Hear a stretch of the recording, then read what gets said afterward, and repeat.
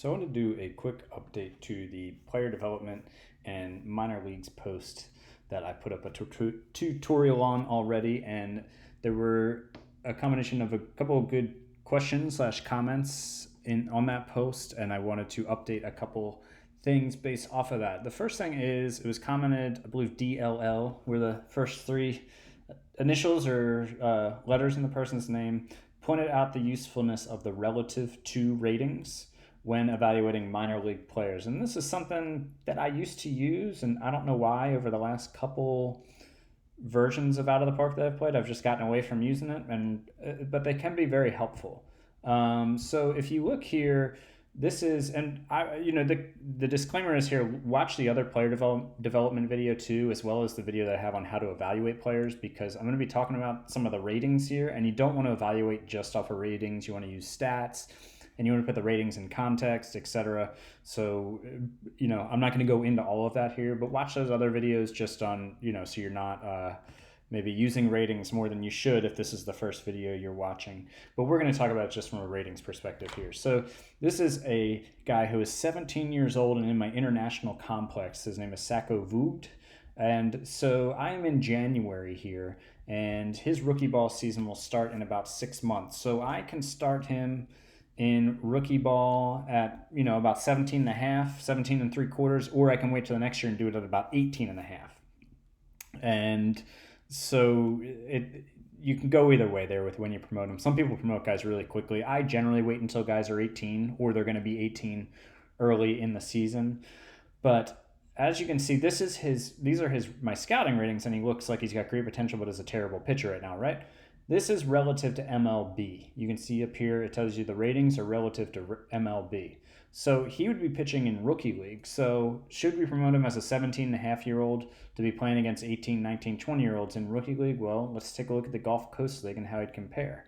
As you can see, his movement comes up, his control is up, his stuff is still bad. He doesn't have any pitch that is even average. I don't know if this is the guy I'm going to promote, but it helps put it into perspective here of how he would do in the league that he's going to be in, right? And it was a good point in the comments, and something I should have covered in the first one. And again, just something I've gotten out of the habit of using for some reason. And now, see, as you can see, all these guys are 80s because everybody's now relative to rookie league. So just go back, keep it on MLB. So that's why I only switch the players sometimes. So just to look at like another guy and how this works. If I go to Frederick, Miles Jansen, who's my first round pick last year, he's MLB. I mean, he's already looking, he might be able to survive at the major league level now. I would never promote him that quickly. But then if you look at, say, he might be promoted to the Eastern League this year, and oh yeah, this is a dude who can hold his own. He's got above average stuff in the league. Movement and control are just below average. He's got a great curveball. He's got a good fastball and two other okay pitches relative to that league. I think he could probably hang in that league. So that's a good thing you can use here. And there's a great call out in the comments about that. And the other question that I got is about how often I promote players. So just to go to like a minor league, I'll go to Frederick here, and these are the stats from last year, and we'll put it in war order. And again, the other video, I get into a bit more of how I look at players, but so I look at my teams, as I said in the last video, every 2-3 weeks, not to promote, just to make sure there aren't like mass injuries I need to address or problems going on that I need to address, because I do handle everything but the lineups from minor league teams. I do all the promotions, demotions, signings, cutting guys, etc., releasing guys.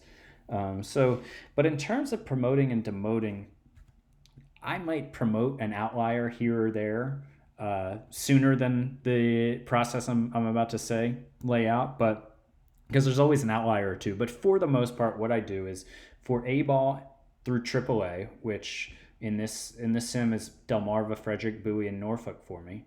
They start in early April. So by the end of May, they have 7 weeks of baseball under their belt. So I will go through pretty thoroughly, go through the stats. I'll click on each guy. I'll check out how he's doing. And I don't promote a ton of guys then. If there's a guy who maybe spent the last half a season in Frederick, and I started him in Frederick again the next season at the end of May, he's killing it. So like, okay, he's had almost a full year at the level and he's doing really well, I'll promote him. But then for the most part, I go through the whole organizations and promote the whole organization, each team, and promote a bunch of guys at the All-Star break. And at this point, A ball up through AAA has half a season. Low A and rookie ball, where I have 4 teams, they've only played about 3 to 4 weeks at that point, depending on when their season starts and when the All-Star break is, which isn't enough. But if it's like a college player who I just drafted or something like that, and I just start him in rookie ball and he's tearing it up, I'll promote him. I will then look at the rookie ball and low A ball more thoroughly at the end of July. At that point, they've had about half their season. They've had about 5 weeks. And so I'll look and I'll promote guys at that point. And then I do it again for the whole organization in the off season.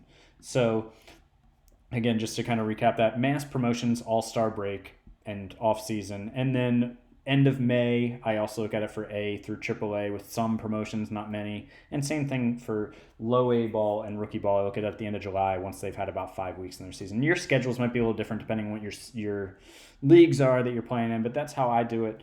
And thanks for the comment and the question that led to those additions. If there are other things that people point out or have questions about, go ahead and leave it in the comments, and I can always include that in another video.